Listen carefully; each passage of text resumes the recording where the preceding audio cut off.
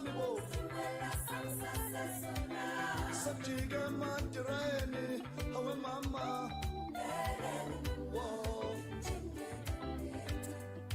Welcome to my baby Stop some love Stand up no move put up baby Yo Yo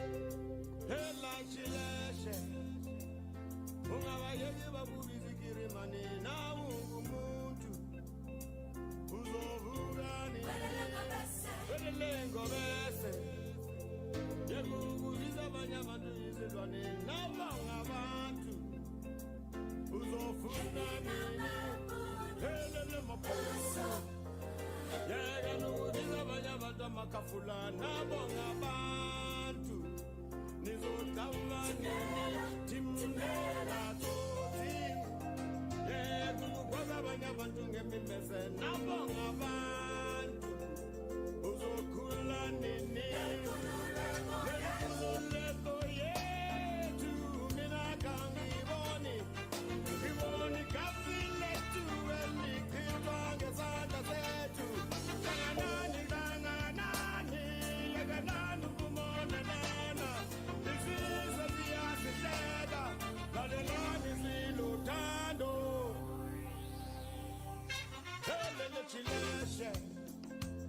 ungabayeki bakuvizikirimane nawungumuntu uzovuka nini welele ngobese yekukubiza abanye abantu izilwane nabonga abantu uzofunda nini yelele mabunu yeka nukubiza abanye abantu amakafula nabonga abantu nizolava nini timlela zoti yeka ukukwaza abanye abantu ngemimese nabonga abantu uzokhula nini yelele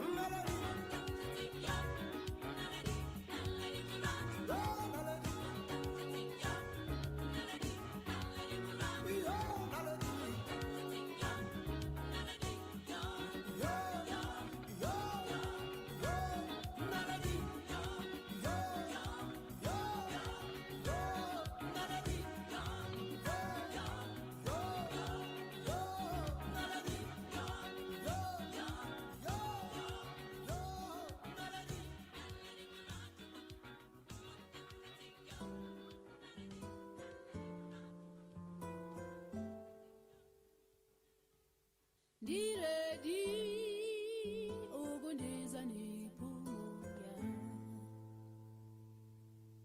Diredi ugundiza nipumuya. Diredi ugundiza nipumuya. Diredi ugundiza nipumuya. Ninawamandla okundiza niphumoya. Diredi okundiza niphumoya. Themba limi andinalo uithemba lami. Nguwe uithemba lami. Pathenda yele mawe. Pathenda ngene ndongeni. Pathenda nyathela umsila. Pathenda lala kwaphela. Pathenda vala umnyango. Pathenda kyopa amehlo. Pathenda tudela uhambo. Pathenda lahla umzambo. Kuba nothandi nawo. Amandla wazi njani. Pathenda mamela yena. Xa esithandi nawo. Xa esithandi nawo. Themba limi andinalo uithemba lami.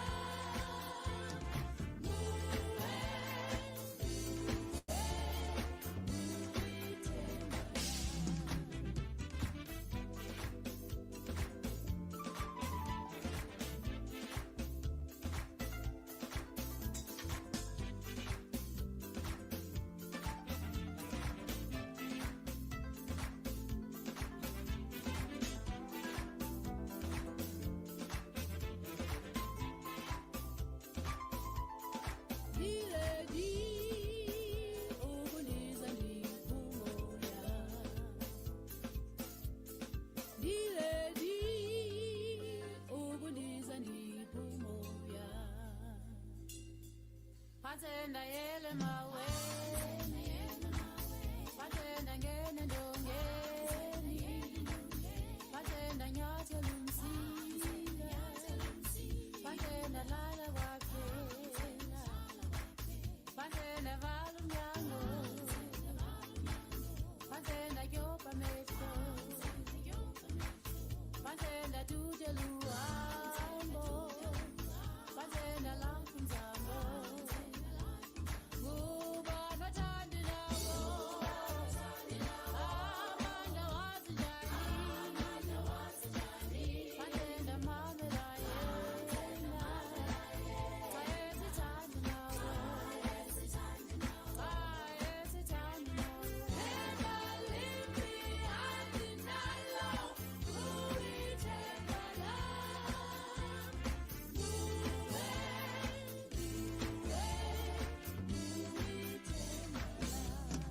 Diredi ukundiza niphumoya. Diredi ukundiza niphumoya. Ninawamandla okundiza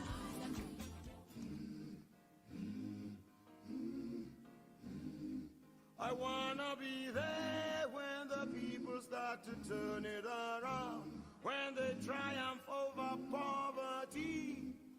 I wanna be there when the people win the battle against AIDS. I wanna lend a hand. I wanna be there for the alcoholic. I wanna be there for the drug addict. I wanna be there for the victims of violence and abuse. I wanna lend a hand, say, to Mamina, to Mamina, as he said, please, oh yeah.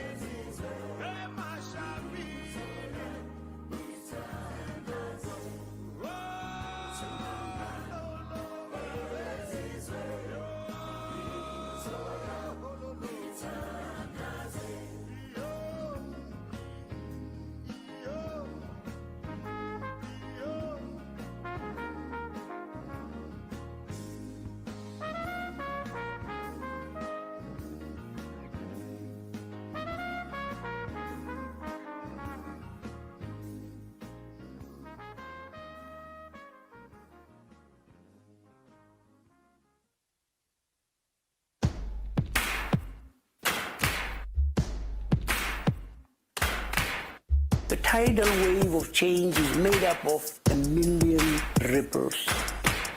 Says, hey, he's done that. Maybe I can. And it builds up, and it builds up, and it builds up. You can change the world. You can change the world.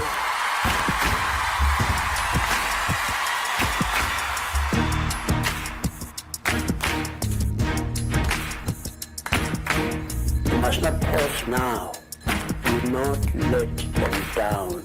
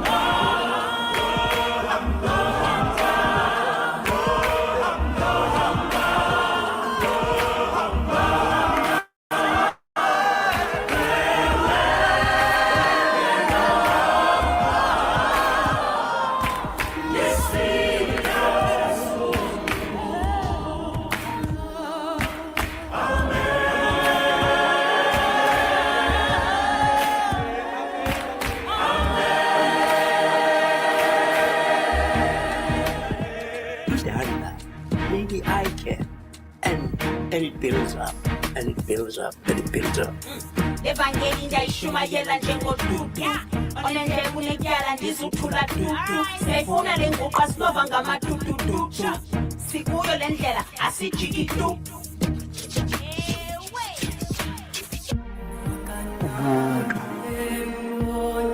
Umuntu is a person to other persons.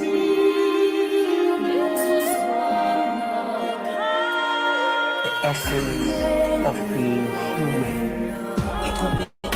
nababantu ubuntu abanye sebenikezele bathakhonda inguntu nono sisixhobe sigcwele uthuthu xa sikuthuntu asincedisani noluntu kodwa inyana neyifuntu Person is a person to other persons. basayinxulaza abantwana nale ndlala incamathele inkokheli zingosidlele bayahlutha sibukele Age is not over.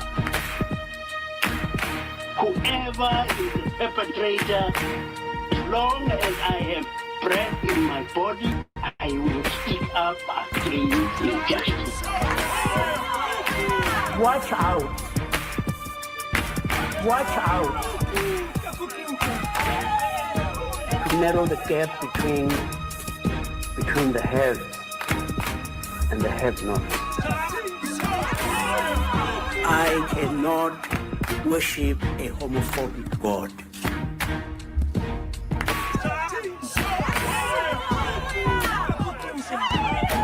Wouldn't it be wonderful if babesithandana ntombi namfana sikhululekile Wouldn't it be wonderful if babesikwazi uvana nobulwimi lwethu lohlukile Wouldn't it be wonderful if babesiphilisana nendalo kuba lo mhlaba siphiwe siyaya phambili ixesha lethu sefikile climate change is for real? Our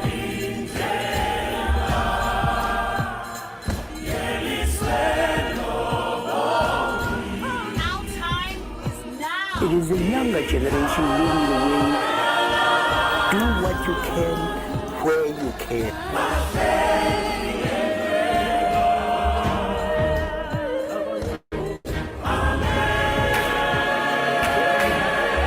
Do not let them down. You must not pause now. Women are a excluded just simply and solely because they are women. Izanzu ukufika manje Afrika igazi lini ukungayifika ayizujika ngcono ukixokanye ugcine siyabulalana kodwa sinukhuselana sibizana sinokwakhana khanyisa babo kunyawo.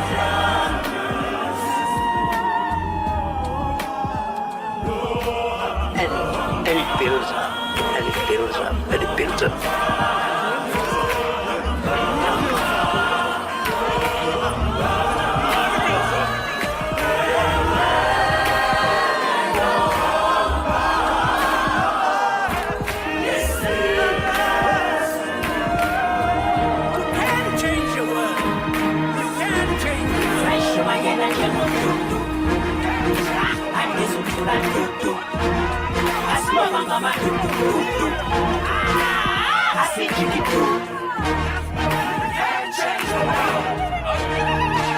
The tidal wave of change is made up of a million ripples.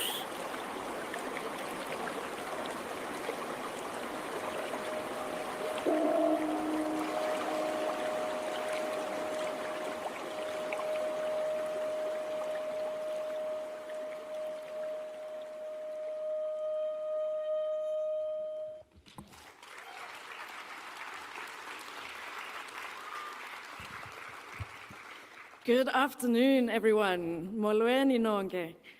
Dear friends, it is such a joy to welcome you to the 15th Desmond Tutu International Peace Lecture. A very special welcome to the Tutu family that are here, and particularly to Mamleer, who I know is watching the live stream from home. It's always such a joy to begin with our 2+2 video, reminding us of the Archer's deep belief that hope really must be practiced, not presumed, and that the clarity of vision that every single one of us can be a ripple of change in that tidal wave that we can bring together across the world. Today we gather in that spirit, hope as essential, peace as labor, and our shared humanity as our most urgent task.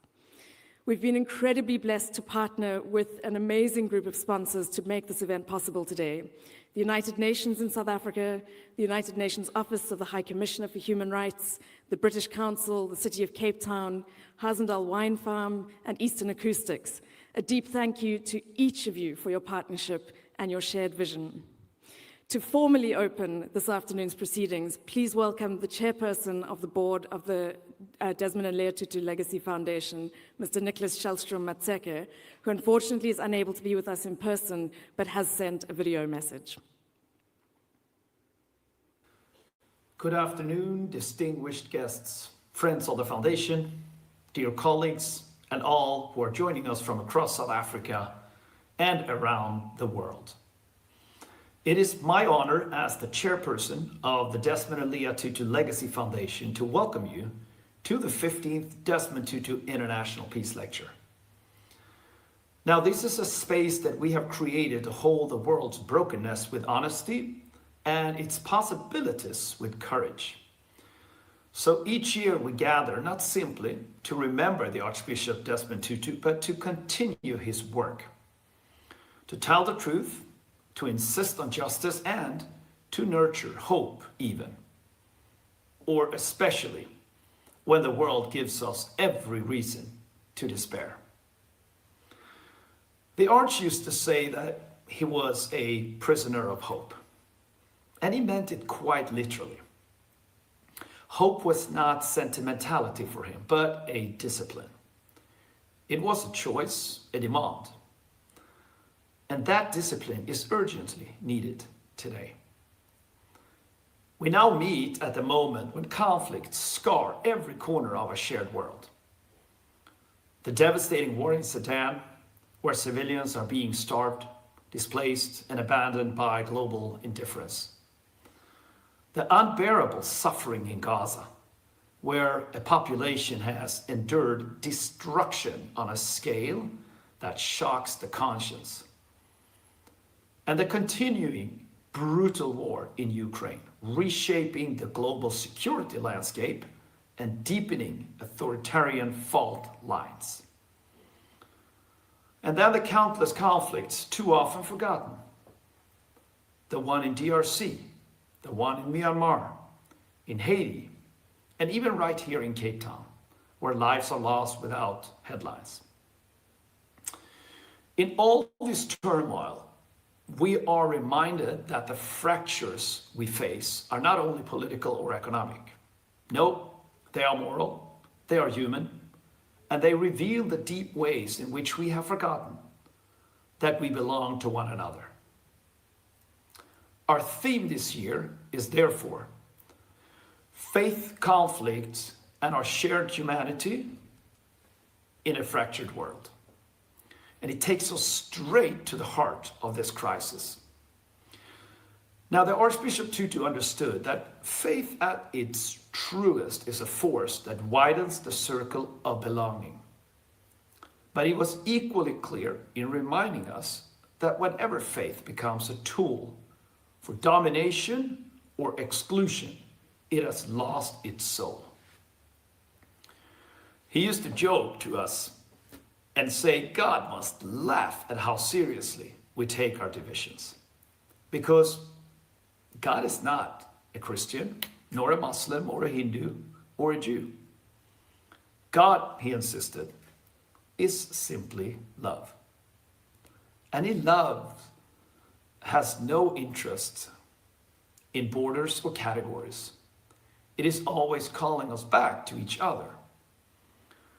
That is the invitation of this evening, to confront the ways in which faith is weaponized in our world, and to reclaim its power to heal, to break open compassion, and to give us the moral courage to stand with those who suffer, not only those who look like us, who vote like us, and pray like us, but all who share our fragile humanity. So, as we open this lecture, I want to thank you, each and every one of you, for being here, for listening in, for participating. I want to thank you, especially in a time when it is easier to retreat, to look away, and to surrender to cynicism. But your presence here affirms a different choice. The choice to keep showing up for justice, for dialogue, for peace, and for one another. So, on behalf of our board, our team, and our Tutu family, thank you for continuing to walk with us in this slow, brave work of healing the world. It is my privilege to officially open the 2025 Desmond Tutu International Peace Lecture. So may this afternoon's engagements restore in us the Arch's great conviction that even in a fractured world, we are made for goodness and we are made for each other. I thank you.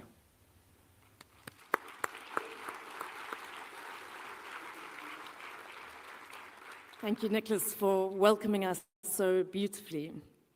Friends, welcome once again to the 15th edition of the Desmond Tutu International Peace Lecture. It's a gathering that year after year invites us to breathe deeply, to look honestly at the world as it is, and to reach towards the world as it could be. For 15 years, this lecture has been a lantern that we at the Foundation carry into the darkness, small, steady, stubborn in its insistence that peace, real peace, is still possible. The annual Peace Lecture has, since 2011, reflected the Arch's belief that peace is not what happens after struggle. It is what we shape in the midst of that struggle. That peace is a living thing.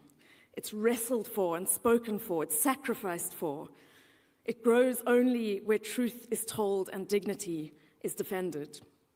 And every year we gather at the Desmond Tutu Peace Lecture and ask, how can we still tend that flame of peace? Our theme tonight, as you've heard, is faith, conflict, and our shared humanity in a fractured world. And it calls us into a place where belief and humanity meet. Tutu understood faith not as walls that separate us, but as a force that should be breaking those walls down. He understood that faith should be a compass that points unfailingly towards justice. But we must be honest, in our time at the moment, faith is often mobilized for division. We see sacred texts wielded as weapons. We see the language of holiness conscripted into a logic of war. We see people loudly invoking God while quietly denying the image of God in others. And we see fear masquerading as righteousness, creating a brittle faith that needs an enemy in order to feel whole. A fearful religion is a dangerous thing, but a joyful religion can transform the world. In his collection of essays, which, as Nicholas referenced, he titled quite radically, "God is Not a Christian," Tutu gives us the moral heart of tonight's theme with his genuine clarity and fire. He said, "People of religion have no choice in the matter. Where there is injustice and oppression, where people are treated as if they were less than who they are, those created in the image of God, you have no choice but to oppose, and oppose vehemently, and oppose with all the force you have in your being. It isn't as if you sit down and say, do I want to or don't I want to? If you are a believer, you must oppose injustice, whether you are Muslim or Christian, whether you are Hindu or Buddhist. We do our religion scant justice if we do not stand up for truth, if we are not the voice of the voiceless, if we do not stand up for those who cannot stand up for themselves." Tonight, as Gaza still reckons with the genocidal violence that has been unleashed on it, as Ukraine strains under continued attack, as we've seen the streets of Al-Fasher in Sudan flow with blood, and as the DRC cries out, and as our communities here in Cape Town grapple with the daily violence of inequality and injustice, these words, this invocation of what our faith can be, they land with fierce and necessary clarity. Faith, real faith, does not shrink from suffering. It doesn't hide behind neutrality. It looks injustice in the eyes and it says, not today and not in my name.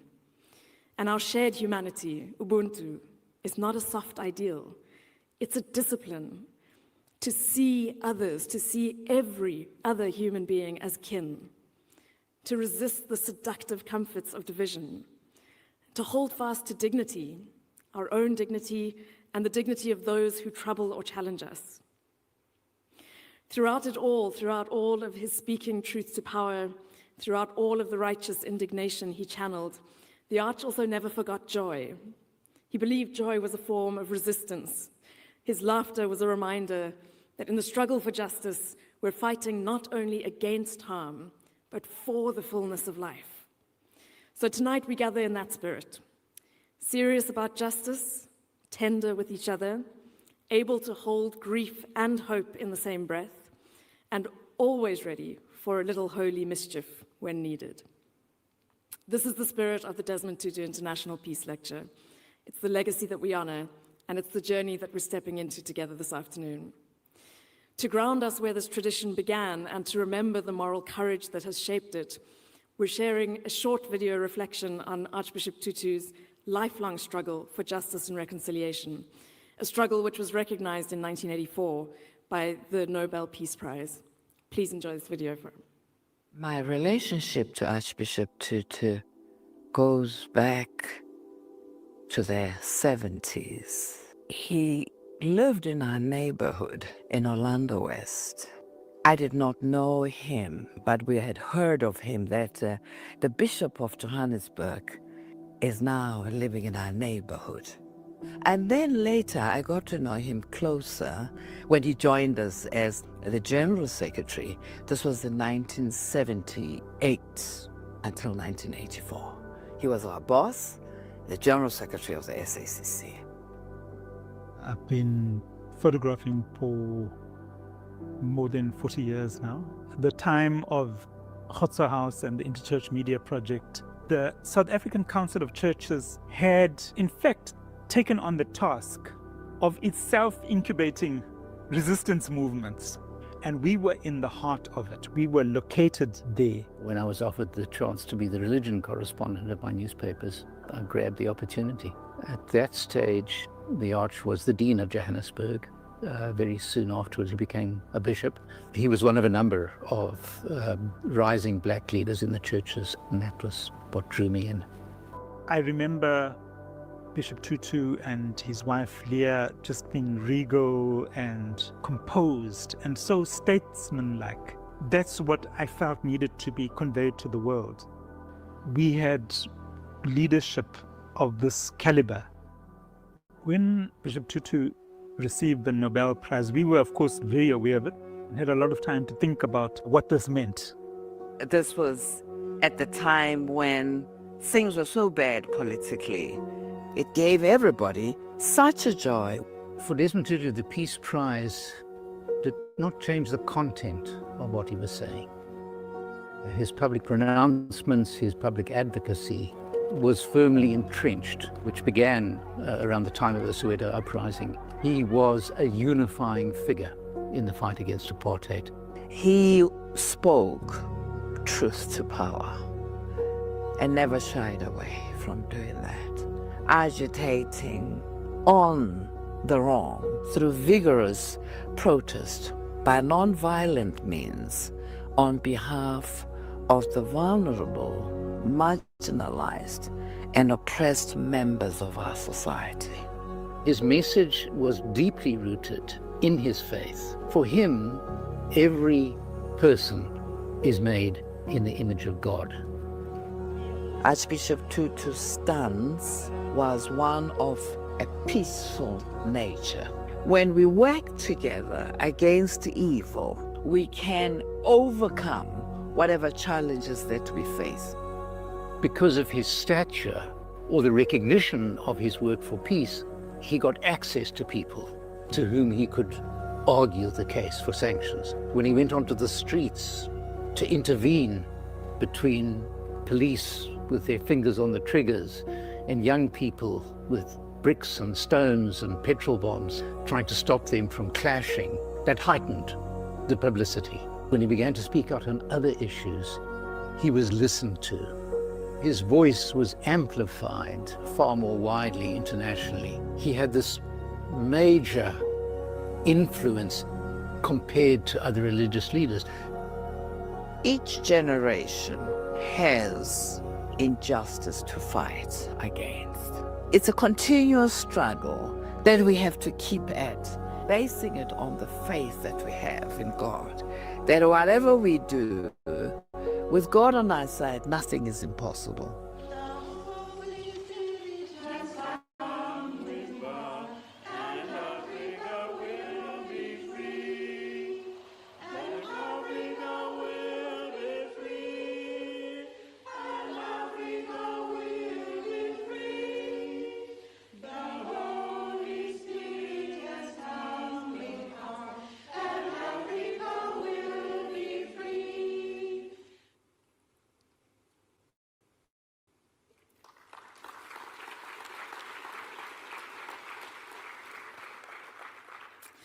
One of the great joys of our work at the Desmond Tutu Legacy Foundation is that we get to introduce Tutu to new generations of children and young people.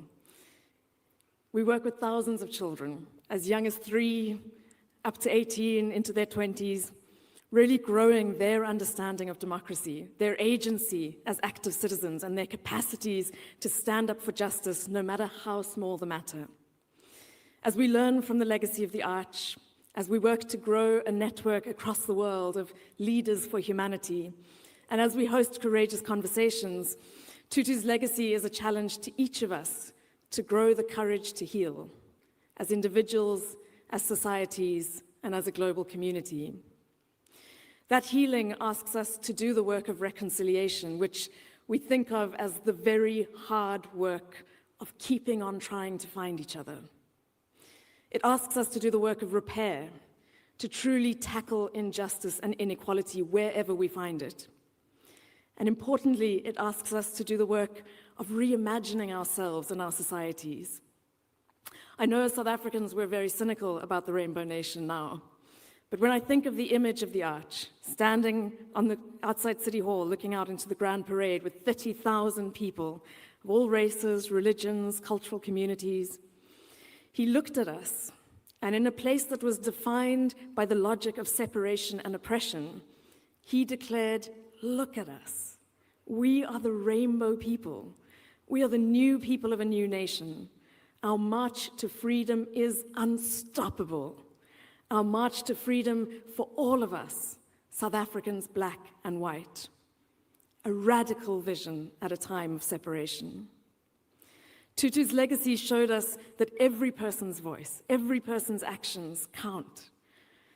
In the lead into the lecture this year, we embarked on a process of gathering letters of peace from around the world to amplify the voices of ordinary people coming together but united in speaking up and speaking out. I'm delighted to welcome up to the stage now a young woman who worked with us in our Metro East Education District public speaking campaign, which was run in partnership with the foundation. Trisha Tokwe from Wallerstein Primary is in grade 7, and she's here to share her letter of peace.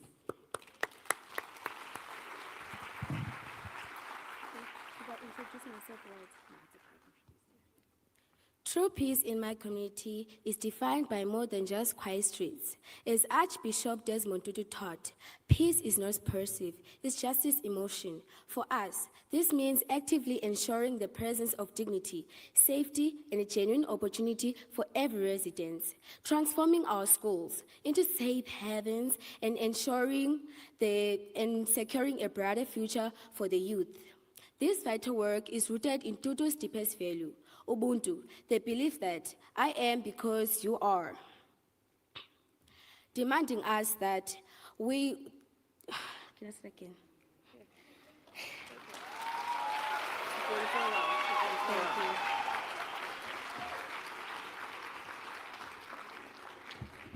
It's quite a tall ask to speak to this audience.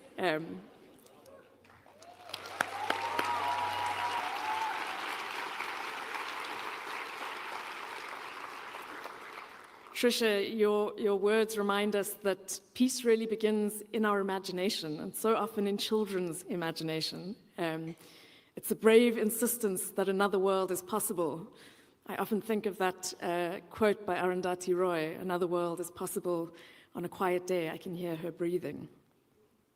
So here are a few other letters of peace we've received from around the world.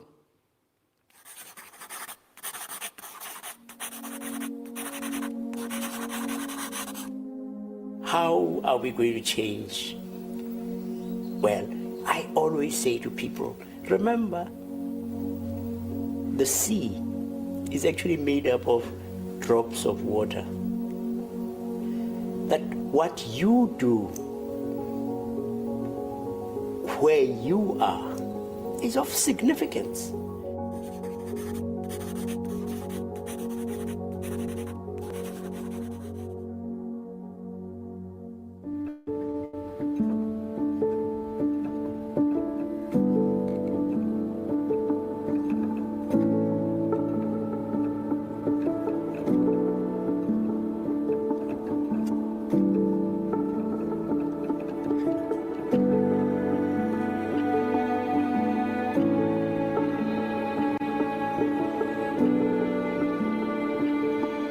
Times of crisis, conflict often feels like the easiest path. But real peace demands more of us. It asks for courage to listen, strength to reach out, and determination to build bridges where walls once stood. Peace is a choice we make every day, to care, to connect, and to act. So let's show up for each other. What does peace demand of us today? I think it demands us to be kind, to be human, and to be tolerant of each other, and to coexist. Peace, whether between nations or within communities, is not just the absence of violence or conflict. It's also about building resilience so that we never lapse back into violence. The only way to achieve this is by creating conditions under which people can thrive. This demands an honest government that functions well, a strong economy with opportunities for more people, high levels of personal freedom, and the acceptance and protection of everyone else's rights.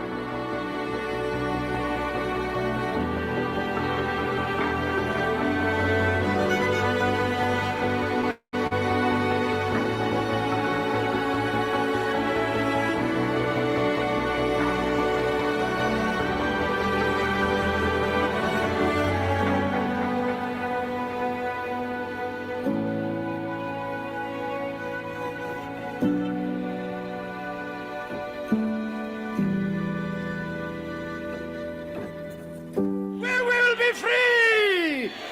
All of us! Black and white together! For we are marching to freedom! To achieve peace, we need justice. And that means confronting the self-serving elites in those countries, both rich and poor, who wield economic and political power for their own benefit. Peace means that nobody must fight and talk nasty to each other. It's actually your choice, but I would rather go for peace and unity and Ubuntu.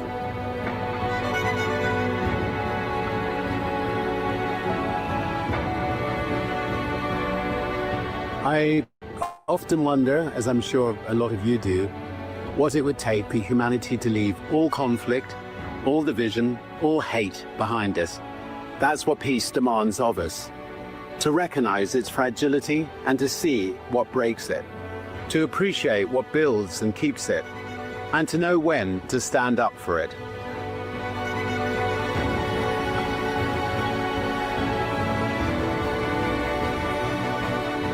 Do what you can, where you can.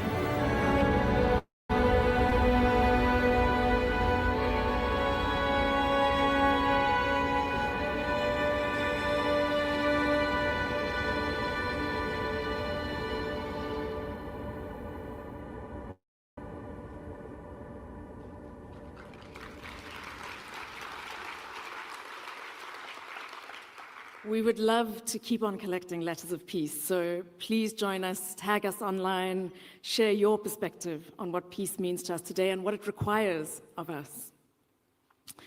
We've come to the part of the afternoon that is the most important, which is now my great privilege to introduce our keynote speaker.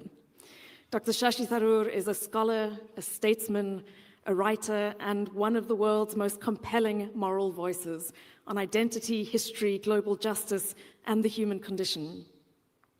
In fact, he revealed to us last night he's written 27 books, the 27th coming out in January. Across decades of public service at a global level and in India, and a remarkable body of work, he has insisted on a world where dignity is non-negotiable and where truth must always be spoken, even when power prefers silence. His reflections tonight, or this afternoon, invite us to look unflinchingly at the fractures of our world and to imagine, as Arch did, a future rooted in justice, compassion, and shared belonging. Ladies and gentlemen, please welcome Dr. Shashi Tharoor.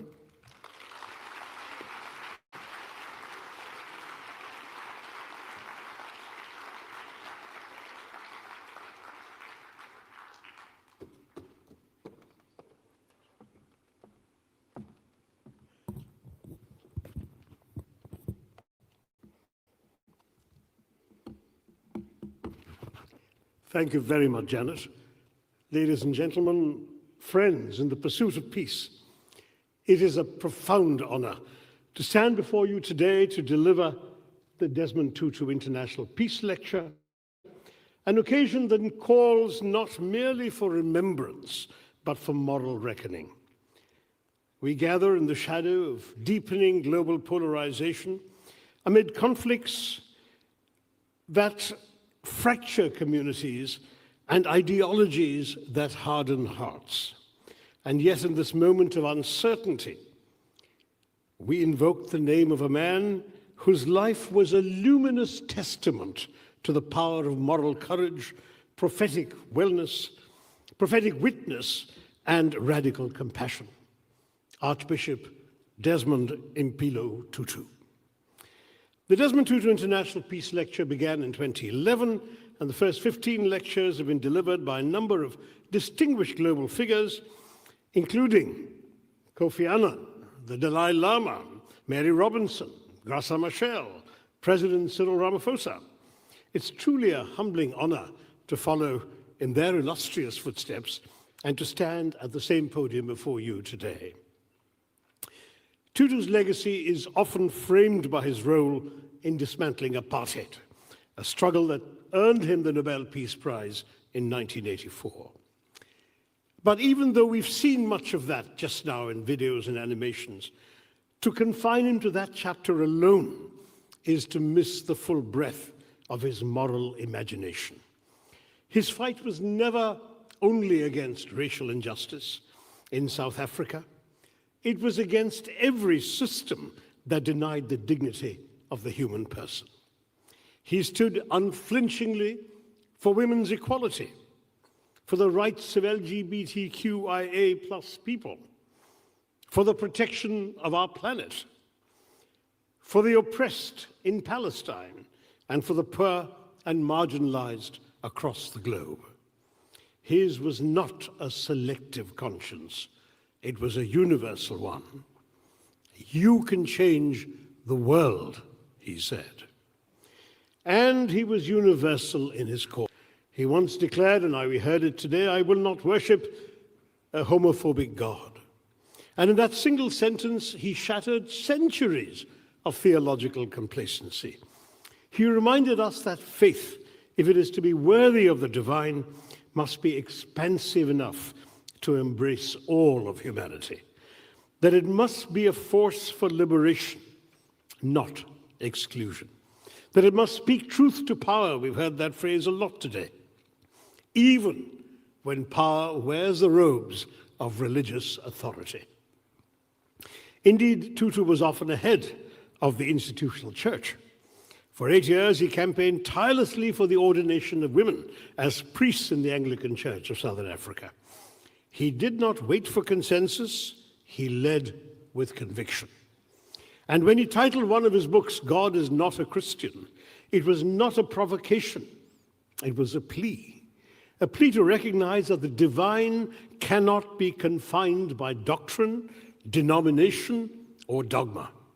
That God belongs to us all, and that our humanity is bound together in ways that transcend creed. At the heart of Tutu's philosophy, of course, was the African principle of Ubuntu. I am because you are. It is a concept that defies the atomization of modern life. It insists that our destinies are intertwined, that our flourishing depends on the flourishing of others. In a world increasingly defined by borders, physical, ideological, and emotional, Ubuntu is a radical act of resistance. Tutu's values were not abstract ideals, they were lived convictions. He embodied forgiveness, not as a passive gesture, but as a fierce commitment to healing. He championed truth, not as a weapon, but as a balm. He practiced justice, not as retribution, but as restoration. And he believed with every fiber of his being in the inherent dignity of every human soul. These values remain urgently relevant today. In an age of algorithmic outrage and tribal politics, we need moral courage that refuses to be silenced.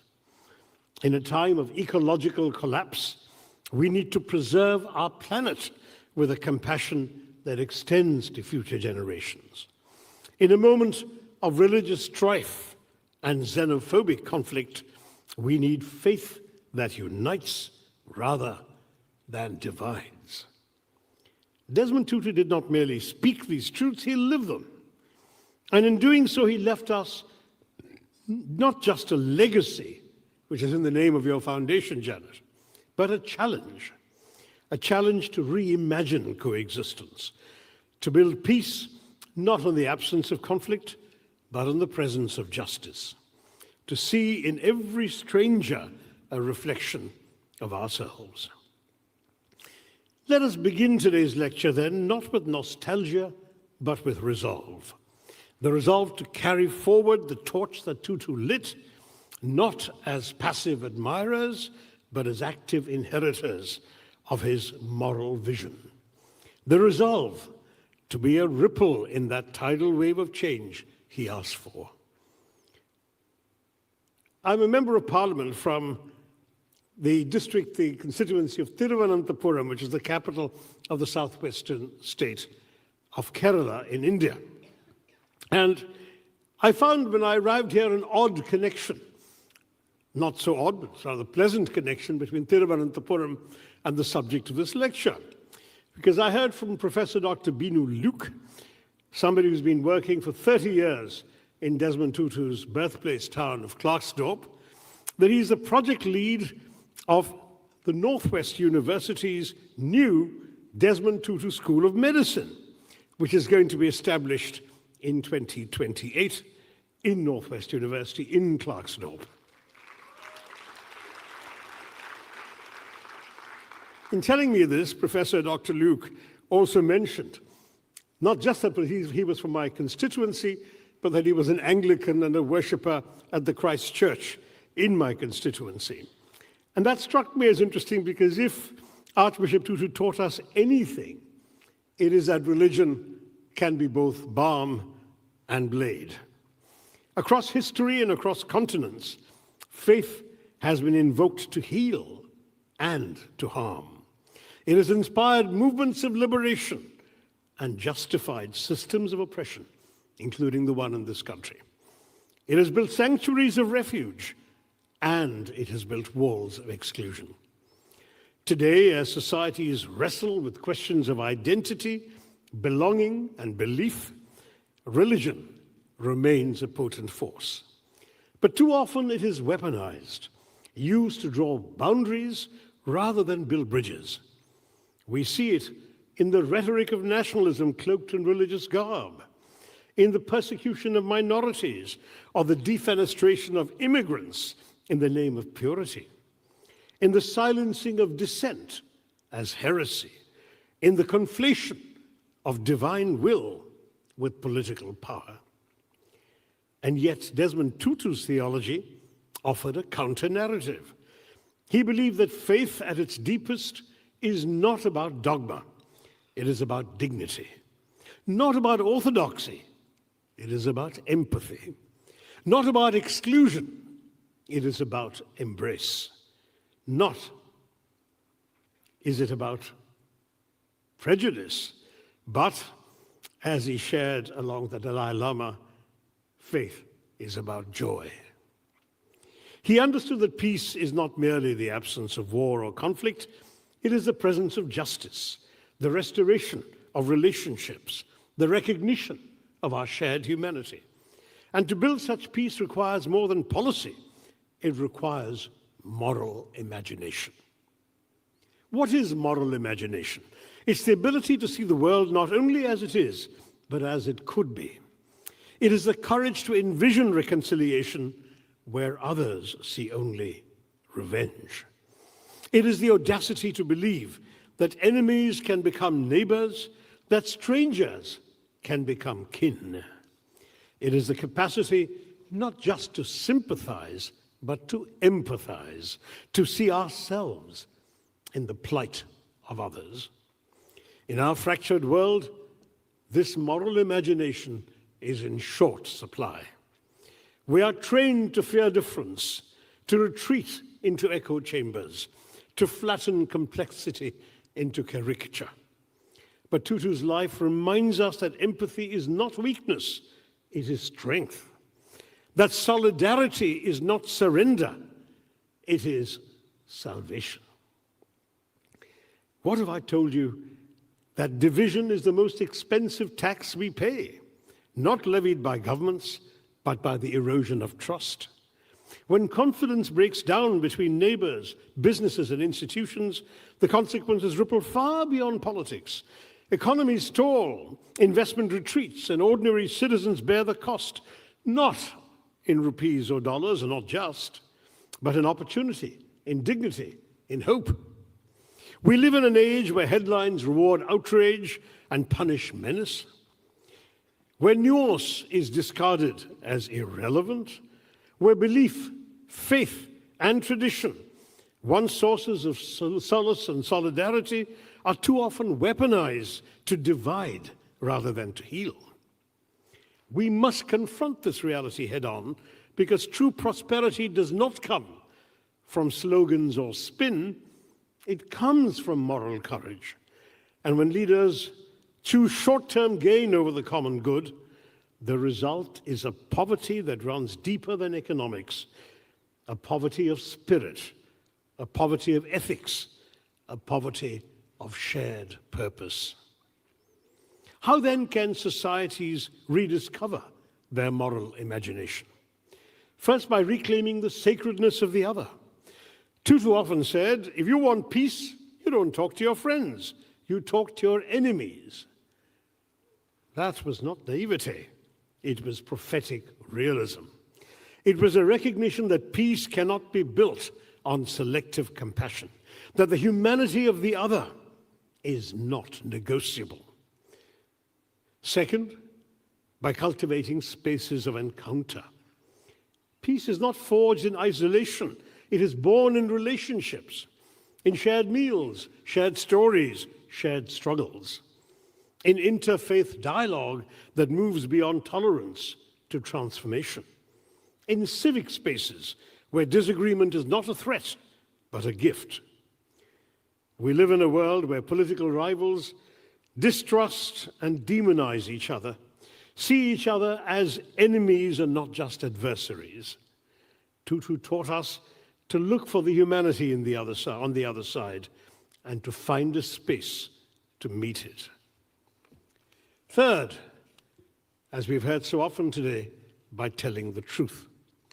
Tutu's leadership of the Truth and Reconciliation Commission in this country was grounded in the belief that healing requires honesty, that we must name the wounds before we can bind them and heal them, that silence is complicity and denial is violence. And fourth and finally, by embracing vulnerability. Moral imagination is not built on certitudes. It is built on humility, not certainty, on the willingness to be changed by what we hear, on the courage to admit when we are wrong, on the grace to forgive and to be forgiven. In this moment of global reckoning, we must ask, what kind of faith will we practice? What kind of peace will we pursue? What kind of humanity will we honor? Let us choose the path that Tutu walked on, the path of radical empathy, of courageous truth-telling, of unflinching hope. Let us imagine peace not as a distant ideal, but as a daily discipline. And let us build it together. If we are to reimagine coexistence in our time, we must begin with a simple but radical proposition that the world's faith traditions at their deepest are not in competition. They are in conversation. Archbishop Desmond Tutu understood this profoundly. Though rooted, of course, in Christian theology, which he'd studied, his moral compass was not confined to one creed or one holy book. He saw in every faith tradition, a reservoir of wisdom, a call to compassion, a summons to justice. He believed that the spiritual and ethical foundations of religion could be harnessed, not to divide humanity, but to unite it. That was why it was so fitting that the first Desmond Tutu lecture was delivered by the Dalai Lama. And indeed, across the world's religions, we find common ground. The golden rule, do unto others as you would have them do unto you, echoes in the teachings of Jesus, the hadith of the Prophet Muhammad, the ethics of Confucius, the dharma of the Buddha, the laws of Moses, and the Upanishadic version of the vision of the self in all human beings, on all beings, human and animal alike. These are not marginal teachings. They are central to their faith traditions. They are sacred. I am a Hindu, and I learned from the great preacher Swami Vivekananda, who took Hinduism to the world in the late 19th century, that Hinduism stands for both tolerance and universal acceptance. We believe not only in universal toleration, he spoke, but we accept all religions as true. This was a profound insight, and that too in the late Victorian era. I, after all, went to school in India, studied history, and learned that tolerance is supposed to be a virtue, that the tolerant king is a good king because he allows you to believe things he doesn't believe. But in fact, what Vivekananda was telling us is that tolerance is ultimately a patronizing idea. It is saying that I have the truth, you are in error, but I will magnanimously indulge you in your right to be wrong. That is not enough. And what Vivekananda taught us Hindus is that we must replace tolerance with acceptance. That is, we must say, I believe I have the truth. You believe you have the truth. I will respect your truth. Please respect my truth. And in that, we have the great recipe for human and interreligious coexistence. The Swami often recited an ancient hymn, the Shiva Mahimna Stotram, to the effect that as different streams originating in different places all flow in different ways, some down hills, some through valleys, but end up at the same sea, so do all paths lead to the same divinity. He repeatedly asserted the wisdom of the Hindu belief that truth is one, even if the sages call it by different names. His vision was summarized in the credo, Sarva Dharma Sambhava. All religions are equal. Yet too often religion is reduced to boundary making, to identity politics, to tribalism. We forget that the word religion itself comes from religare, to bind together, not to bind in chains, but in kinship. What would it mean then to reclaim religion not as a barrier that excludes non-believers, but as a bridge that unites those of all faiths and none?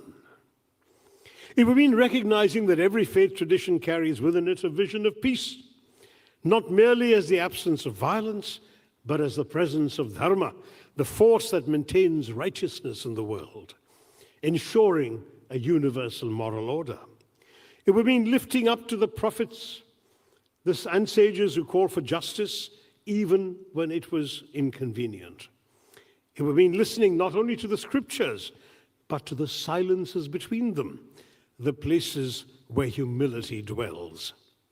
It would mean building interfaith coalitions, not just for dialogue, but for action. Action for climate justice. I was just speaking to Bishop Jeff about his efforts in that area. Action for refugee protection, the field in which I began my career at the UN almost 4.5 decades ago. Action for gender equality. Action for the dignity of the poor. It would mean seeing the church, the temple, the synagogue, the mosque, not as rival fortresses, but as neighboring wells from which humanity can draw its moral sustenance. Tutu often spoke of the rainbow people of God, as Janet reminded us, a vision not of uniformity, but of unity in diversity. He believed that difference was not a threat, but a gift, that the divine is too vast to be captured by any one faith tradition, that we must approach each other not with fear or suspicion, but with reverence. Similarly, Hinduism has taught me that truth is plural, that there is no one correct answer to the big questions of creation or of the meaning of life. The greatest truth to the Hindu is that which accepts the existence of other truths. This is not to deny the real tensions between religions. History is replete with conflict. As the late UN Secretary General, my former boss and my predecessor on this lecture podium, Kofi Annan, put it memorably, the problem is never with the faith, but with the faithful. For all religions preach the ideas, the values, the virtues of peace and of loving others. And yet, we should never forget that the history of faith is not only replete with conflict, but also replete with cooperation, with shared rituals, shared feasts, shared festivals. It's also replete with moments when people of different faiths stood together against tyranny, against apartheid, as we saw the rainbow people against apartheid, against genocide, or in India against partition. But that is history, some will say. So must it just be relegated to the past? In our time, we must cultivate what Tutu embodied, a theology of embrace, a spirituality of solidarity, a faith that does not ask, who is my neighbor, but declares, everyone is my neighbor. Let us then draw from the deep wells of our traditions, not to quench only our own thirst, but to offer water to others. Let us build bridges of peace, not on the shaky foundations of tolerance, but on the solid ground of acceptance of each other, of shared moral purpose. And let us remember, as Tutu did, that the divine is not a possession, it is a presence that calls us again and again to love. Yet even as we seek and find and express that love, we must acknowledge that to stand for peace in our time is to walk a tightrope across a landscape of contradictions. We live in a world where the language of human rights is often spoken most fluently by those who violate them, where the rhetoric of peace is deployed to justify war, where the enduring of one set of horrors is cited to justify the infliction of another set of horrors, where the victims of violence are judged by their geography, their religion, their color, their strategic value, and where geopolitical interests routinely distort justice and truth. Archbishop Tutu refused to play that game. He stood for peace not selectively, but consistently. He spoke out against racial discrimination in South Africa and against the occupation of large parts of Palestine. He condemned violence, whether it came from the state or from the street. He challenged injustice, whether it wore the mask of ideology or the robe of religion. He did not ask whether a cause was popular. He asked only whether it was just. This moral consistency is rare. It is difficult. It is uncomfortable. It is costly. But it is essential. Because peace cannot be built on double standards. It cannot be sustained by silence. It cannot be negotiated in rooms where the powerful speak and the powerless are merely spoken about. Where some are actors on the global stage, but the others are mere extras, shuffled about like pawns to do the other's bidding. To stand for peace today means asking the hard questions. Why do some lives seem to matter more than others? Why are some invasions condemned and others ignored? Why are the rights of the rich worth so much more than the dreams of the poor? Why are some refugees welcomed and others turned away? Why are some truths amplified and others buried? Oh, these are not, as some will allege, political questions. They are moral ones, and they demand a moral response. Tutu understood that neutrality in the face of injustice is not virtue, it is complicity. He reminded us that silence is not peace, it is the absence of accountability. That reconciliation without truth is not healing, it is erasure. In a world of shifting alliances and strategic interests, we must reclaim the language of peace from the calculus of power. We must insist that justice is not a bargaining chip, that human dignity is not negotiable, that truth is not relative to the interests of the strong. This requires courage, the courage to speak when it is inconvenient, to stand with the marginalized when it is unpopular, to challenge our own governments, our own institutions, our own communities, our own political parties, and sometimes even our own religious leaders, as Desmond Tutu did. But it also requires humility. The humility to listen to those whose pain we have ignored, to learn from those whose histories we have erased, to recognize that our moral vision is always partial, always in need of expansion.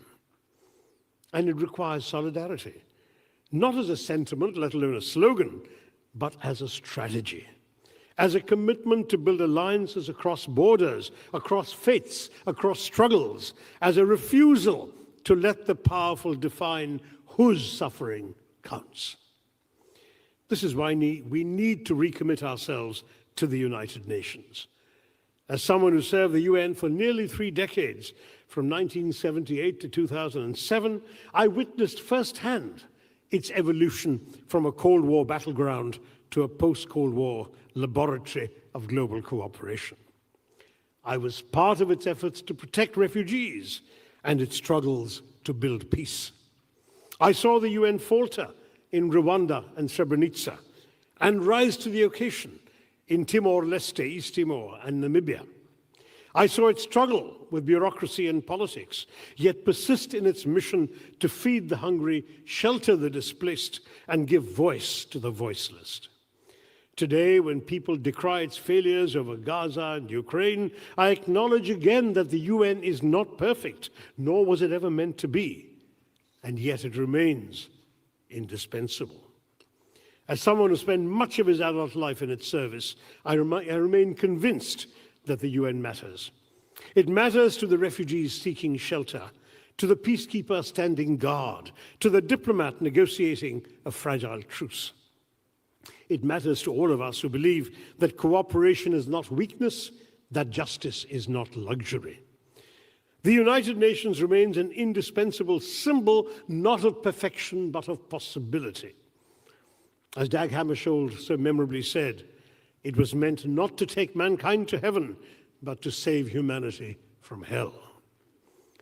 In the aftermath of its 80th anniversary last month, its challenge is to become more representative, more responsive, and resilient in a world that needs principled global cooperation more than ever. To abandon it would be to abandon the very idea of our common humanity.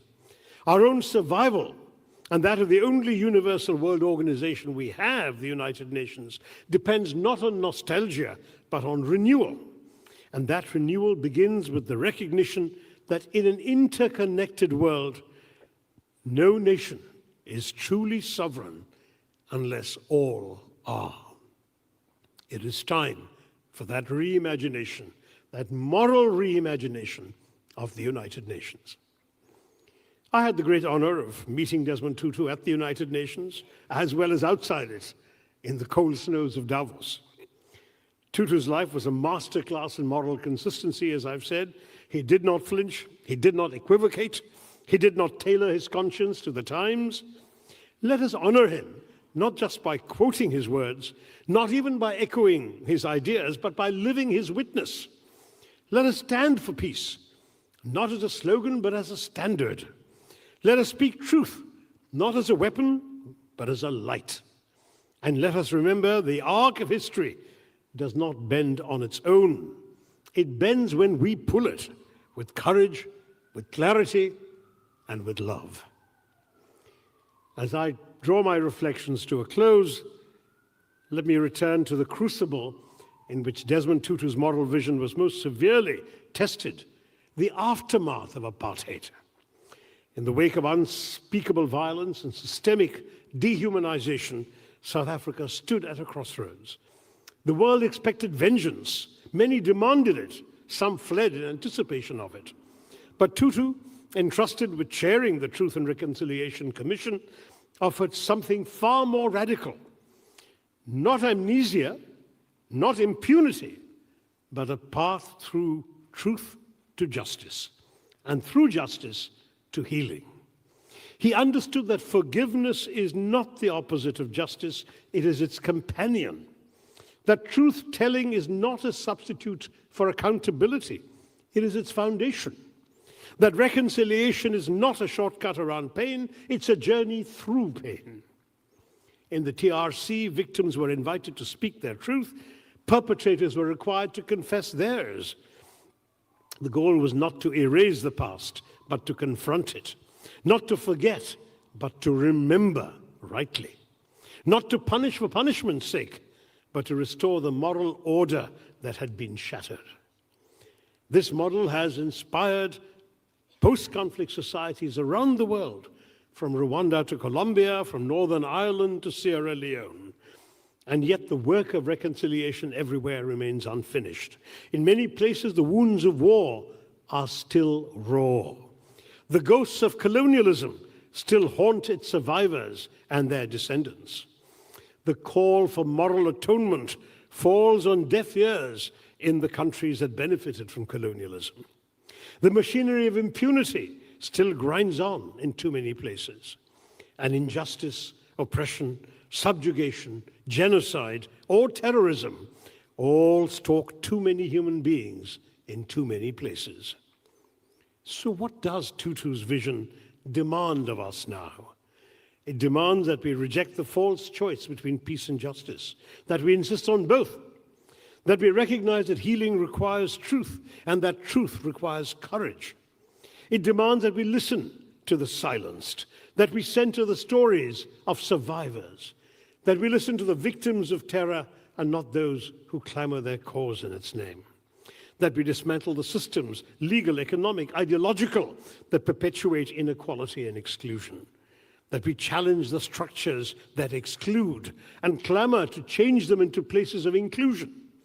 And surely, perhaps above all, it demands that we reclaim hope, not as starry-eyed optimism, but as defiant realism, as a stubborn belief that the world can be remade, that it is wrong and unjust, need not remain so in perpetuity, that the arc of history can still bend, and that it always bends in the long run towards dharma.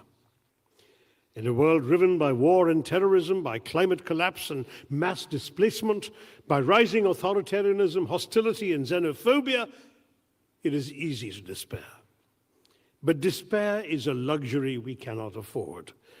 As Tutu reminded us, hope is being able to see that there is light despite all of the darkness. So let us ask, how do we cultivate a global ethic that affirms the dignity, equality, and sacredness of every person?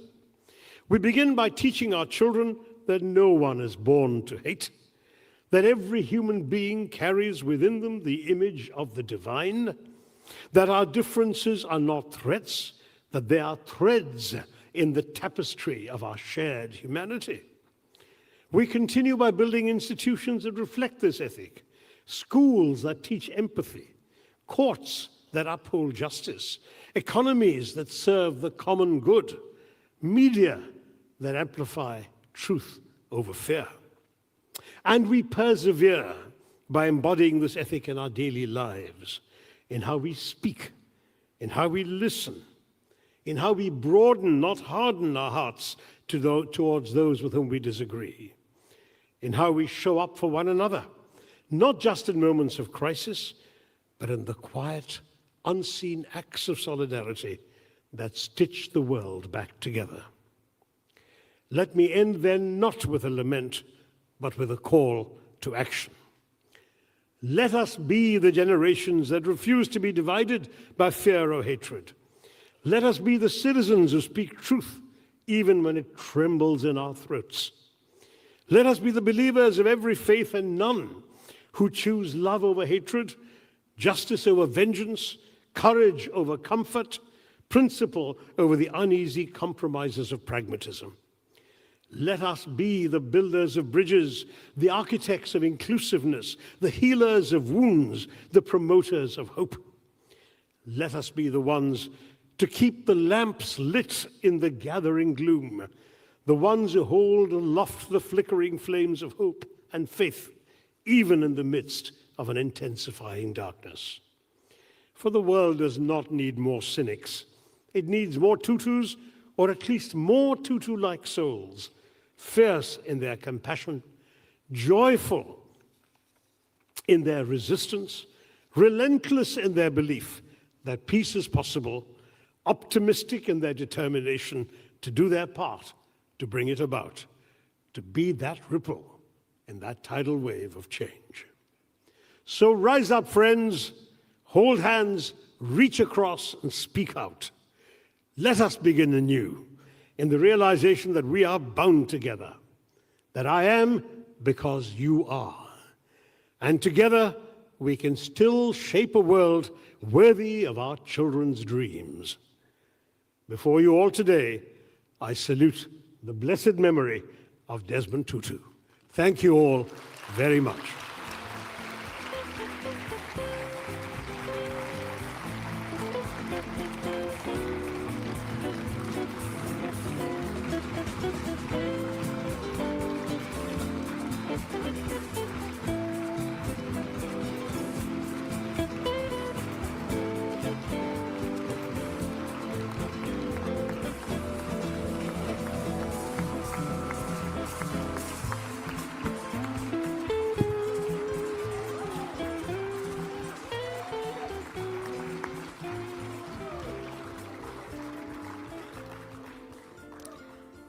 Thank you so much, Dr. Tharoor, for the profound and provocative and very necessary insights. I'm sitting with a number of reflections about the UN, about the TRC, about the extent to which our moral imagination is required to be reignited.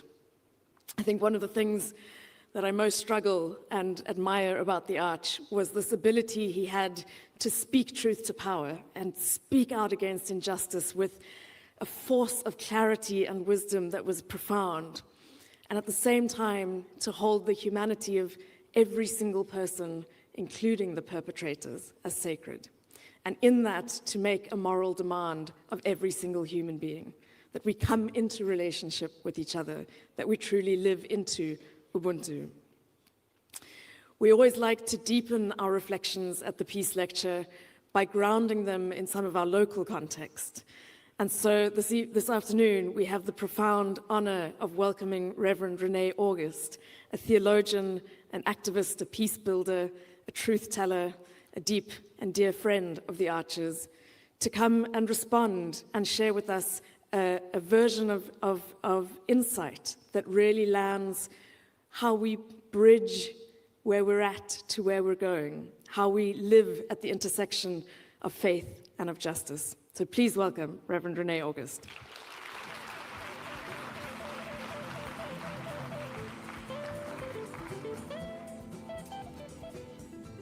Good afternoon, everybody.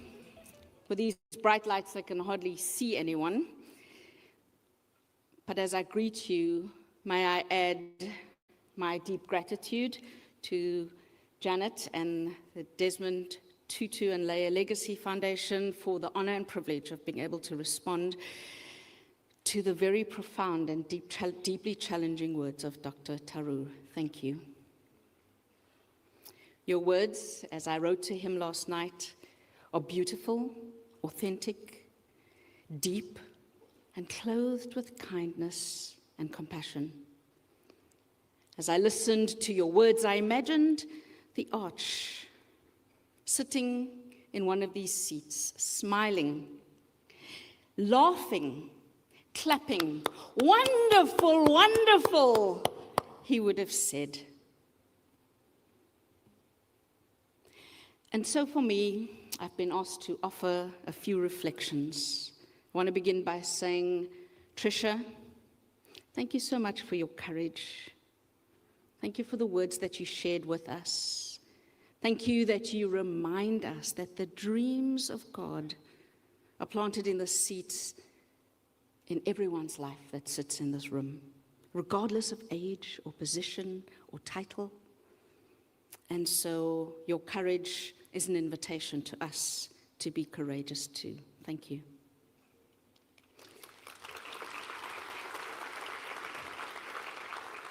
The title of the lecture was Faith, Conflict, and Our Shared Humanity in a Fractured World. Might I add that the fracture is intentional, an instrument of empire. It thrives on our division and our fracturing. Just this week, I received the latest SIPRI report, November 2025, and I'd like to quote just a part of the summary. Amid deteriorating global security, environment, and a world where military expenditure has now reached $2.7 trillion in 2024, The surge coincides with the faltering progress reached by the United Nations Sustainable Development Goals. Evidence that this pending G20 gathering in Brazil is yet another opportunity to fail in their promises to the poor. And so this work of peace building is not only important to end war, but to guarantee the sustainability of a future for all God's creation.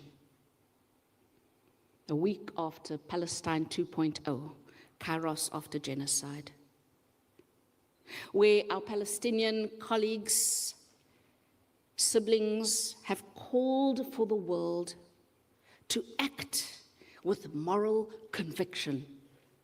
We hear this invitation. This lecture paints to us a picture of a world at peace, a world in harmony, not because of the absence of war, but because of the actions of every single one of us, allowing us to not only believe in moral courage, but to do the work of moral courage so that peace finds a GPS location. This invitation is an invitation not only by Dr. Tharoor, but an invitation from the legacy of Archbishop Desmond. We were reminded through this lecture that to remember the Arch faithfully is not only an act of nostalgia, but an act of resolve. And so how do we resolve then to carry forth this deep, profound, beautiful global legacy of seeing humanity in each one, of seeing the image of God not only in human beings, but in all of creation? This ability to see is to do the work that Desmond Tutu calls the dreams of God. In his book, God as a Dream, the invitation there is not only for us to know or to understand or to realize that God has a dream, but to be the ones who make God's dreams come true. To be actors in the work of justice.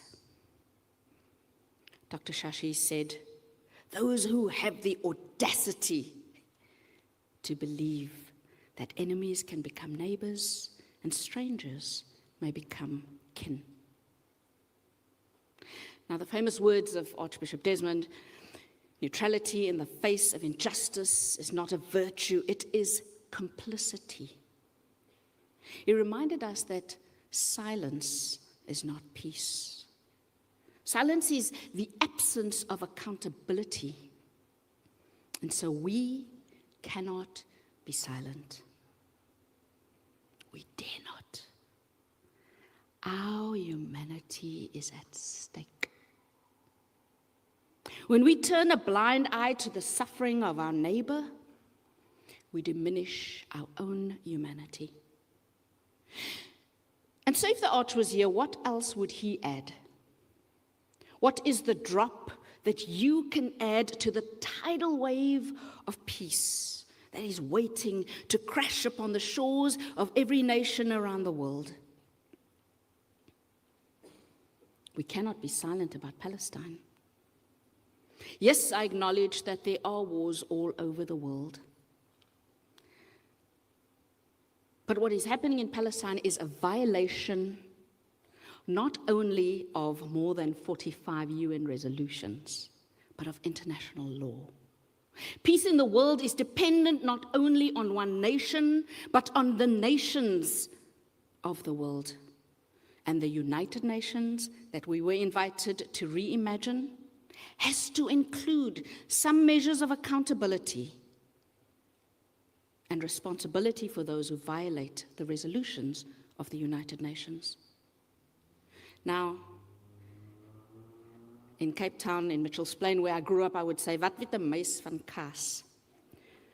Who am I to speak about what the UN needs? But as I stand and bear witness to the work of the UN, Veto rights compromise the very essence of equal rights.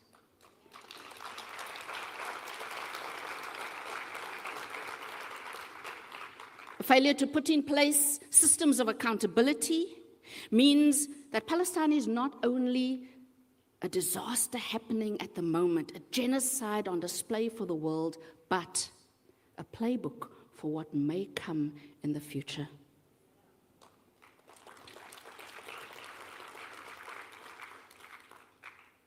The arc of history bends towards justice, but there's an invitation for each one of us to participate in the bending of that arc. Can I be so bold as to say, if we hear the words of the arch, walking through the exhibition again yesterday, he called for sanctions so that we ended apartheid. Ludicrous! That man is demon-possessed, they said. Cutting his nose to spite his face, Archbishop Tutu was a madman. You see, sanctions and any action of BDS is the work that makes colonialism, racism, and apartheid unaffordable.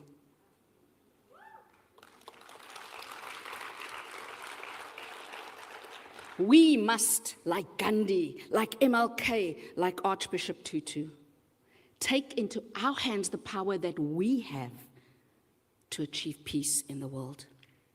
Whether it was the boycott of salt or buses, or Swiftcode's Terry Crawford Brown, or Israeli produce, or companies that supply Israel with goods, or those who support the sale of bombs.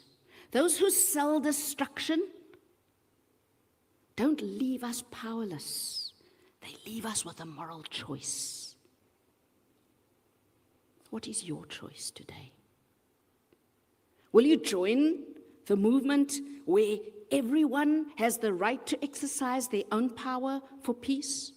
Will you choose to stand in moral courage so that the fractures in the world are reduced? The divisions that separate us become simple barriers over which we can reach our hands and join one with the other to say, we belong to one another. Unless we do this, unless we take action, unless we choose to exercise the power that we have, we become complicit in the engine and instruments of war. You've heard many wise words spoken by Dr. Shashi today, and I would like to end by reiterating his invitation to us. He said, let us be the generation that refuses to be divided by fear or hatred. Let us be the citizens who speak truth even when it trembles in our throats. Let us be believers of every faith and none who choose love over hatred and justice over vengeance or comfort. Let us be the builders of bridges, the architects of inclusiveness, the healer of wounds, the promoters of hope. Let us be the ones who keeps the lamps lit in the glittering gloom, and the ones who hold aloft the flickering flames of hope and faith, even in the midst of intensifying darkness. Will you be a drop in the tidal wave of change made up of 1 million ripples? Will you say yes to the legacy of the arch? Will you believe him when he says to you, you can make a difference? Thank you.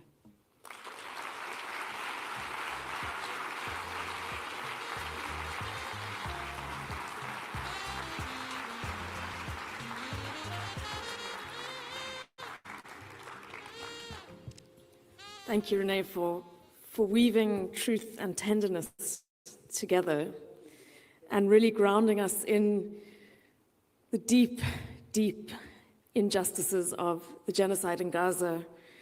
I think of the hunger for gold that is driving the conflict in Sudan, the ways in which these economies feature in the persecution of people. Thank you for really highlighting that for us. In our work, we firmly believe that our capacities to be fully human, to hold all that grief, all that possibility, and all of the longing for our shared humanity requires so much more than words can give us. There's a real power to the arts that makes the invisible and the unsayable real.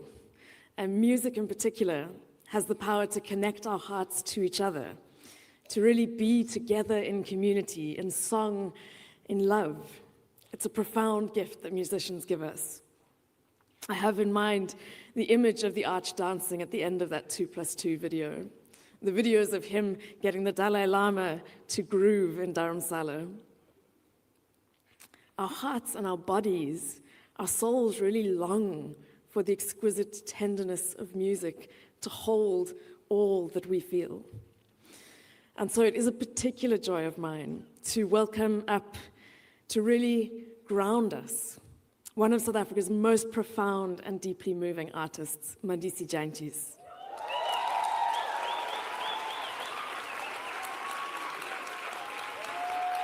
And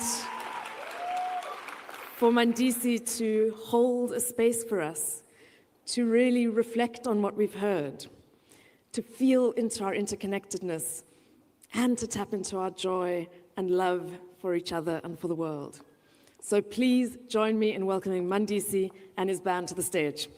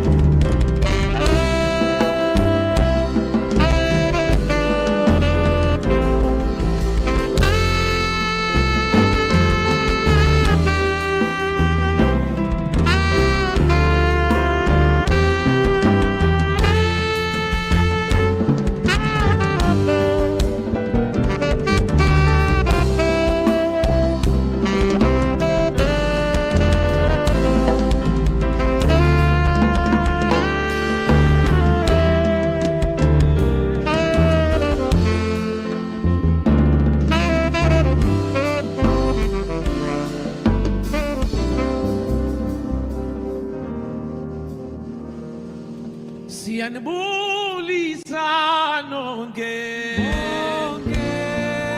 Siyanibulisa Siyanibulisa nonke Siyanibulisa Siyanibulisa nonke Siyanibulisa Nababantwana bomzansi bephethe umculo omnandi Nababantwana bomzansi bephethe umculo omnandi Siyanibulisa nonke Siyanibulisa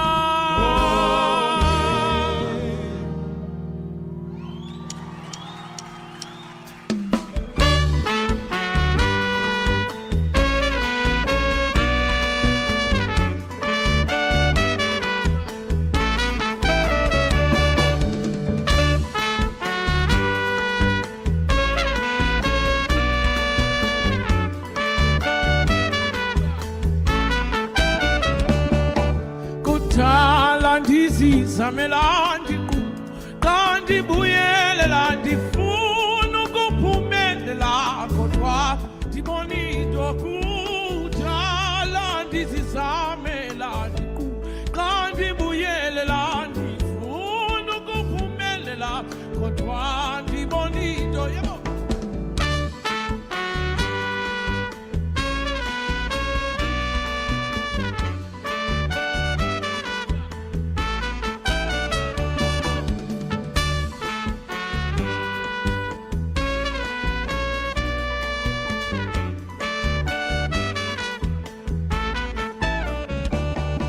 Kuthala ndizizamela ndiku xa ndibuyelela ndifuna ukuphumelela kodwa ndibona into kuthala ndizizamela ndiku xa ndibuyelela ndifuna ukuphumelela kodwa ndibona ndihamba ngapindlela ebheke empumelelweni kodwa ingakwendi cala kodwa ndibona ndihamba ngapindlela ebheke empumelelweni kodwa ingakwendi cala kodwa ndibona ijobeba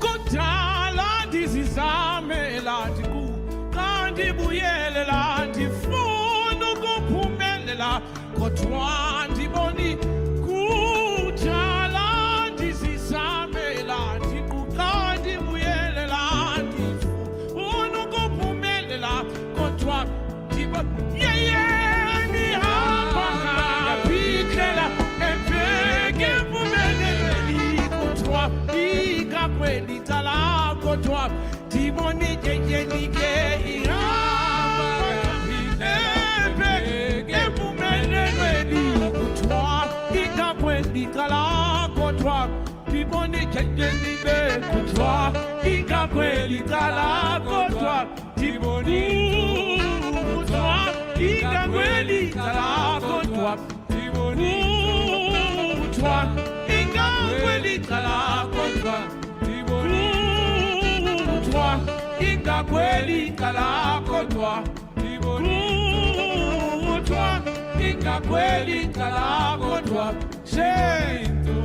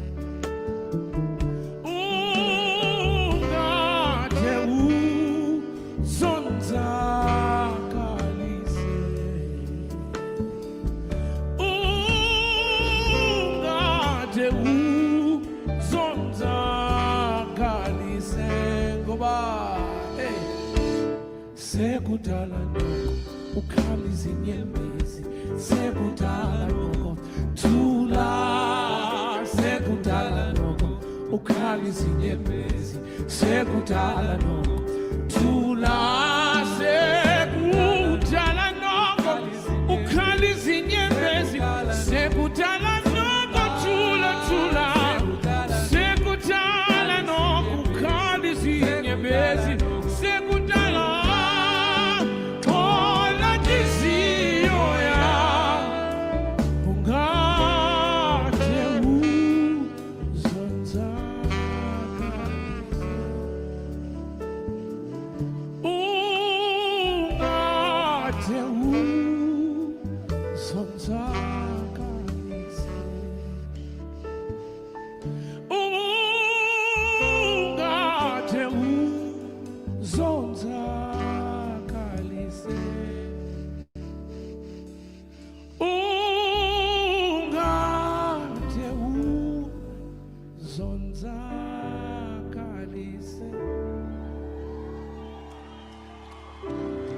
Bonani, bonani, bonani.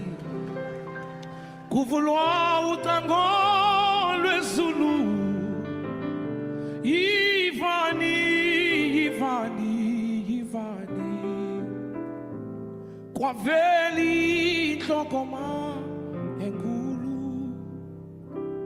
Lobalwa kumani inani. Tangani sweni bebonga uthando lwemfana ekazi liphume tyaleni yivani amaswi eculo amaswi avele zulwini avunywa zithunywa zezulu asele fakele sizweni uthuma nombongo namandla alunge kwimfana yethini ekasi lihlamba mabadla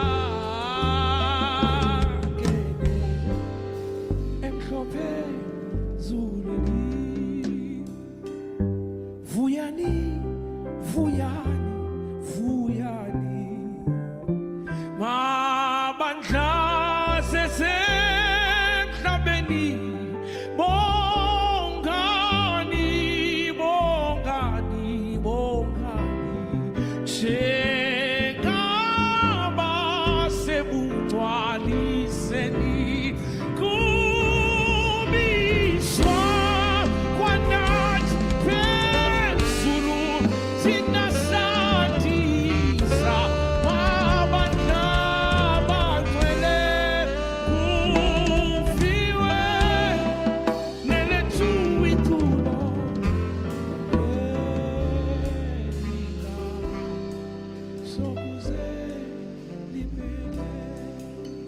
Cool.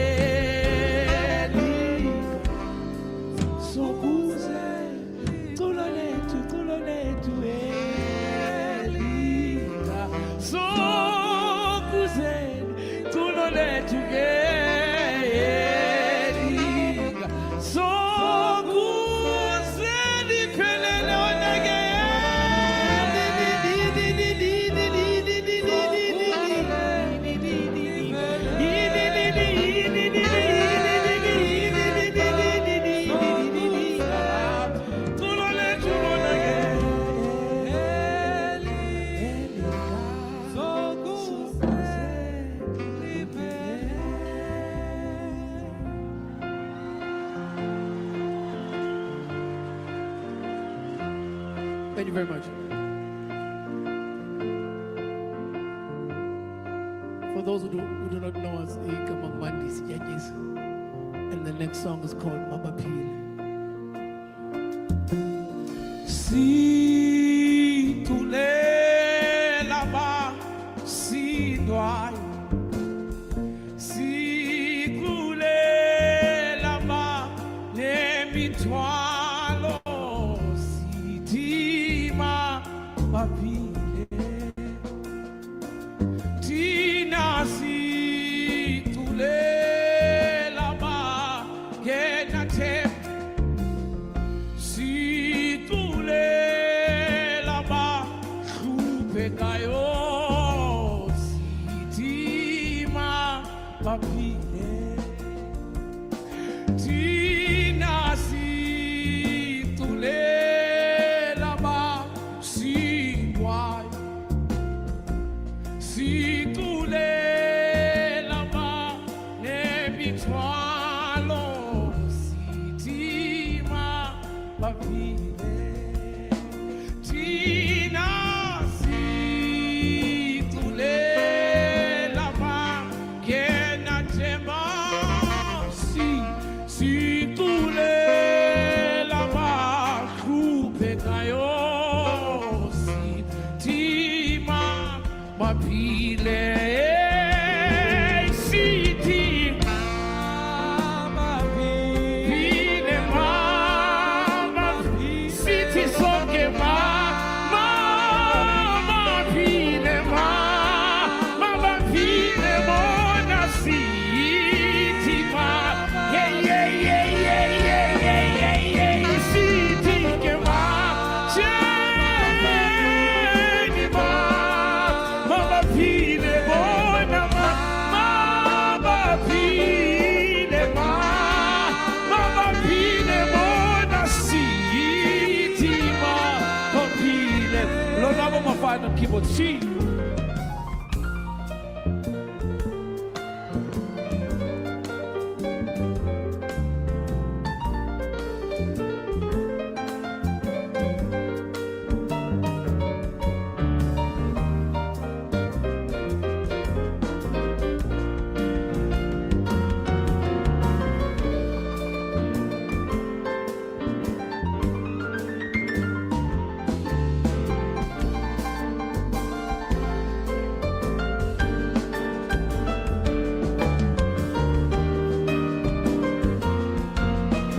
Pila batumo ke siti ke mama pile mama pile mona mama pile mona siti ma ya siti ke mama pile mama pile mona si mama pile mona si iti mama pile si iti mama pile si mama pile. I'm gonna ask everyone to sing and say Sitima Bapile. It's very easy, it's closer this one. Sitima Bapile. This closer has no clicks, so everyone can sing. Sitima Bapile. I said everyone. You included. Sitima Bapile. There we go, I can hear some voices coming through.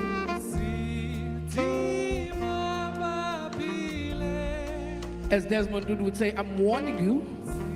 Tima. I cannot hear this side. Middle side, join please. As a plea for Tima. This side, join again. Tima. Mapine mona mapine Tima. Mapine ma mapine mona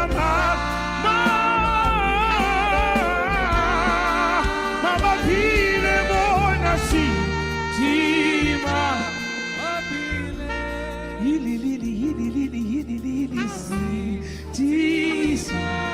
Yili lili yili lili si Tima. Yili lili lili lili si. Ah, mas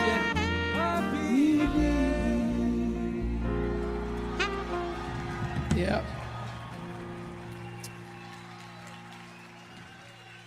We're going to leave you soon. We're going to leave you now. But if you don't know us, you'll catch us on the other side. It's okay. You can stand up for these next few songs before I leave. Kumamalo onti salayo. Onti salayo. Kumamalo onti salayo. Kumamalo yeah salayo. Lili kumamalo onti salayo. Kumama silili salayo. Kumamalo onti salayo. Kumamalo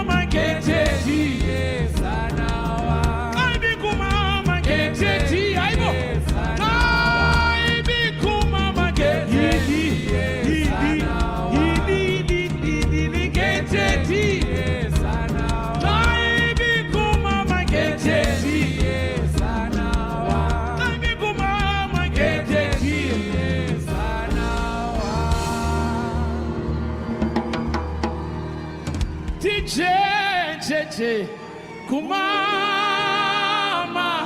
tijeje kuma tili yoko yoko tijeje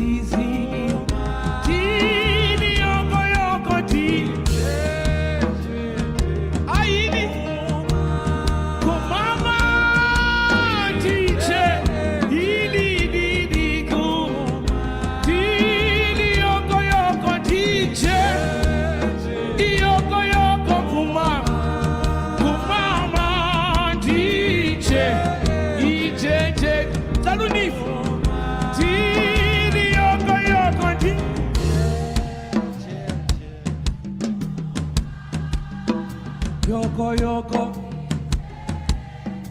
yoko yoko, yoko yoko. Very good.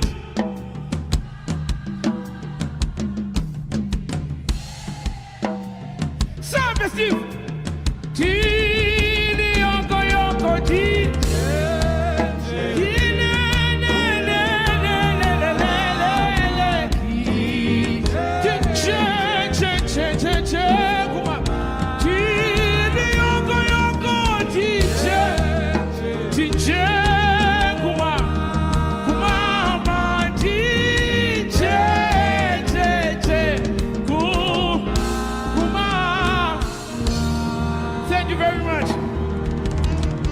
Very much. Angalilu mama, Angalila, Angaliluma, Taya di bona DJ, Angalila, Angalilu mama, Angali, Ana di bona DJ, Angalila, Angalilu mama, Angakalu, Ana di bona DJ, oh mama ya Angalila.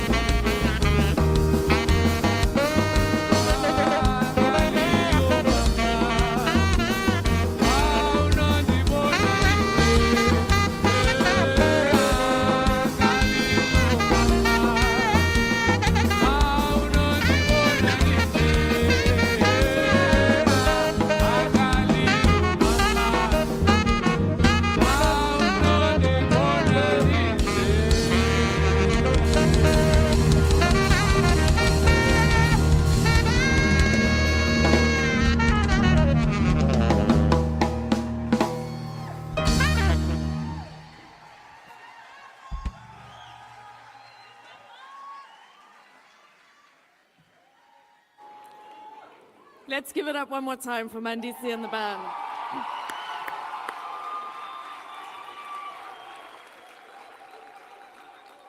Thank you to the musicians for that incredible gift. My heart is so full. My mind is buzzing from the lectures and the respondent, and now my whole body feels alive. And it feels so much like we're in community with each other, which is the entire point.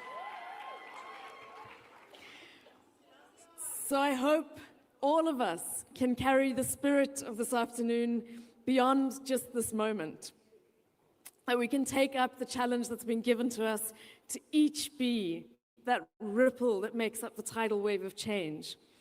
that we can insist, even in a fractured world, that our humanity is not broken, and we will not let it break. That we have with stubborn conviction what the Arch said, which is that all of us belong.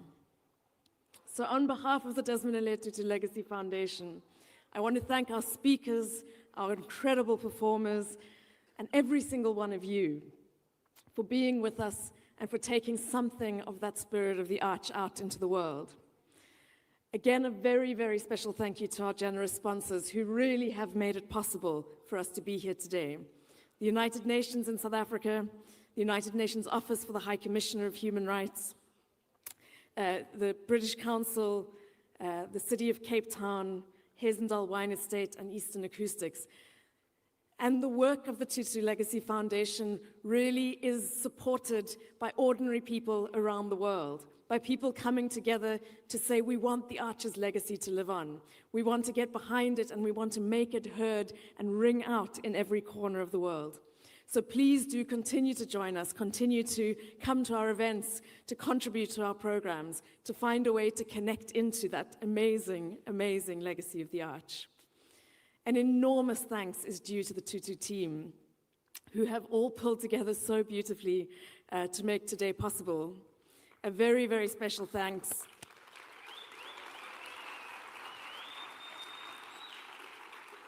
A very, very special thanks to Solange Nolan, her team, Chanel, Kaylee, as well as every single member of the Tutu Legacy Foundation who really have made today possible in such a powerful way. I really hope you leave us this evening with renewed courage, with renewed tenderness, and with renewed commitment to the very difficult, the very beautiful work of building peace. So thank you everyone for being with us today, and go well.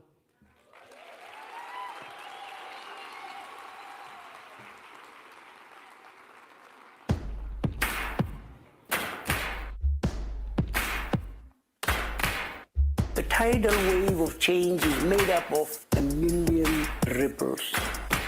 It says, hey, he's done that. Maybe I can.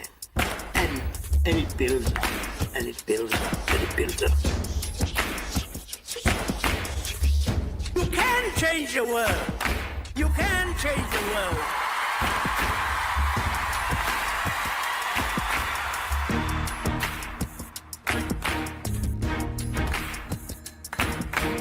You must not pause now. Do not let them down.